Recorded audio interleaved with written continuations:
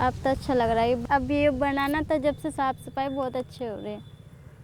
नहीं तो पहले यहाँ बहुत ज़्यादा कूड़ा वूड़ा गंदगी, आधे तो नहीं बीमार सीमार सब नहीं पड़े रह करते। पूरे गांव का गंदगी आन का पड़े वो पड़ी रहे किधर रुक के देखते भी सीख ले तो कोई मानता ही नहीं। बहुत गंदगी, बेहद गंदा, पहले से अब ज़्यादा गंदा है क्योंकि इसमें फैक्ट्री का गंदा पानी भी मिलने लगा है, पहले नहीं मिलता था। शामली का जो टोटल गंदा पानी है वो सब नाले के माध्यम से यहीं से होके आगे हिंडा नदी में जाता है। क्योंकि छोटे शहरों में पूरा सीवर सिस्टम तो होता नहीं है, तो जितने लोगों ने अपने घरों में शौचालय बनाए थे, टॉयलेट बनाए थे, वो टॉयलेट का सारा जो है वो डायरेक्ट डिस्चार्ज जो है वो मल जो है वो इसके अंदर जा रहा था और यही पानी जो है वो फिर एग्रीकल्चर में रीयूज़ होता है। एग्रीकल्चरल लैंड होने की वजह से कैश क्रॉप लोग मैक्सिमम उगाते हैं क्योंकि शुगर इंडस्ट्रीज़ है, शुगर के ऊपर ज़्यादातर शुगर केन उगाई जाती है और शुगर केन जो है वो मैक्सिमम फर्टिलाइज़र और पेस्टिसाइड का लोग इस्तेमाल करते हैं। और यही नहीं बल्कि इंडस्ट्रीज से निकलने वाला पानी और खेतों से निकलने वाला जो जज्ब होता है जो ज़मीन के अंदर जाता है वो किस तरह से आपके ग्राउंड वाटर को ख़त्म कर रहा है, यही सबसे बड़ा चैलेंज था। एनजीटी का आज के टाइम में बहुत ही तेज़ी से जुर्माने लगाए जा रहे हैं।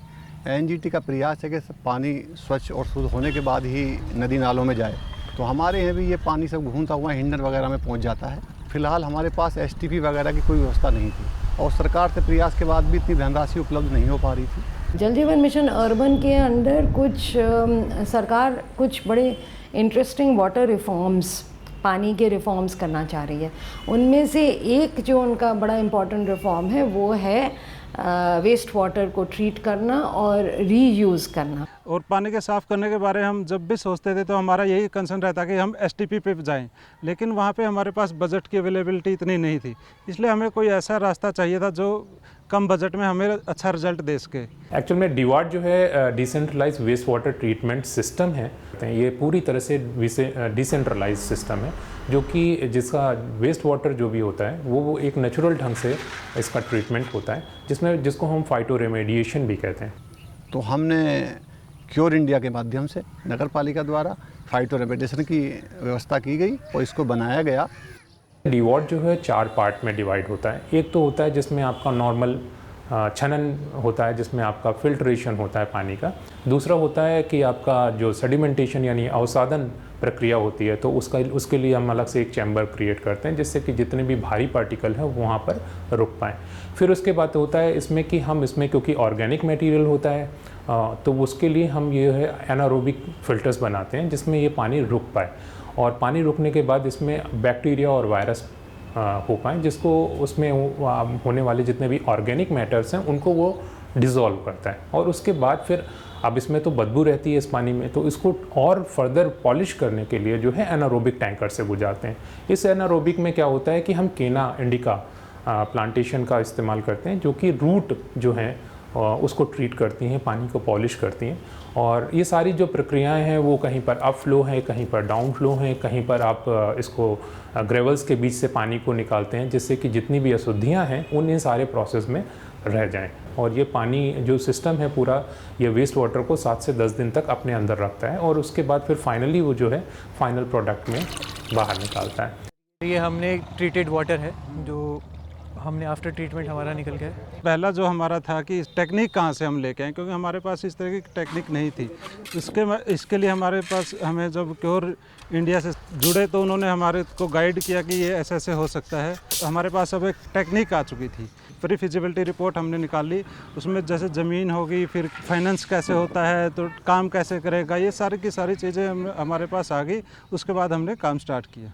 लैंड एक सबसे बड़ा चैलेंज होता है किसी भी प्रोजेक्ट को आप इम्प्लीमेंट करें। और नगर पालिका में ज़मीन अवेलेबल बहुत कम है, तो यहाँ पे हमारे पास एक चंक अवेलेबल था लैंड का, जहाँ पे हम अच्छे से प्रोसेस कर सकते थे। पूरे सिटी का बैक इसी जगह पे आके इकट्ठा होता है, तो वेस्ट वाटर हर टाइम ईजिली अवेलेबल हमें मिल जाता है यहाँ पे। हर स्टेज पे कॉरपोरेशन, सिटी, शहर के लोगों का इन जो है वो एंगेजमेंट, उनका इन्वॉल्वमेंट बहुत ज़रूरी है, क्योंकि अदरवाइज़ ये फीलिंग होती है कि बाहर से कोई आया, उसने उसका प्रोजेक्ट था, उन्होंने किया और वो करके चले गए।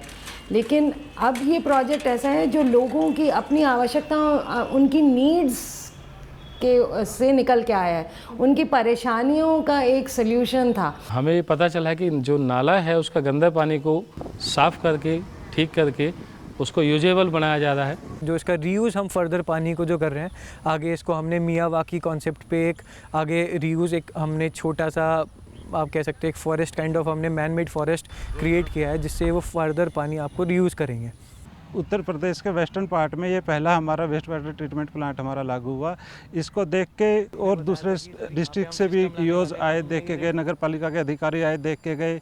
इसके साथ साथ हमारे यहाँ पे शामली जनपद में ही कैराना में स्टार्ट हो गया है, जलालाबाद में स्टार्ट हो गया है।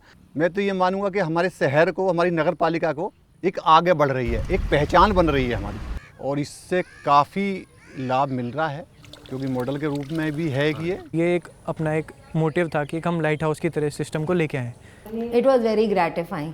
I think this was the most amazing, क्योंकि बनते बनते ही रिक्वेस्ट्स आनी शुरू हो गई। उन्होंने इनवाइट किया कि हमारे साथ भी आप हमारे नालों को भी देखिए और हमें बताइए और हम खुद पैसा लगाएंगे। इसका जो अभी हमने रिजल्ट देखा वो बहुत ही अच्छा है।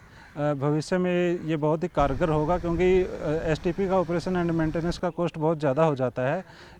ये इसका ऑपरेशन एंड मेंटेनेंस का कॉस्ट भी कम है, और ये आगे म्यूनसिपैलिटीज़ के, स्पेशली छोटी म्यूनसिपैलिटीज़ के लिए तो बहुत ज़्यादा फ़ायदेमंद है। कहीं ना कहीं ये इस तरह के छोटे छोटे स्टेप्स जो हैं वो कंट्रीब्यूट कर रहे हैं। यदि हमारे आसपास में एनवायरनमेंट में कोई सुधार मिल जाए, कोई खेलने की सुविधा हो जाए बच्चों के लिए, तो इससे बढ़िया बात क्या है।